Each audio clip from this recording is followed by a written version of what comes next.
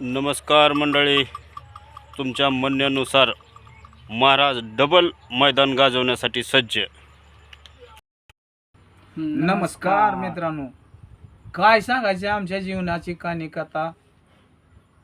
अशी जनावर चारायला घेऊन चाललाव की काय धो पाऊस आला. हे आमचं वसंताजी होतं, त्यांचा कोटा जवळच. हे या महाराज म्हणला. काय म्हणला तुम्ही दाजी पुन्हा?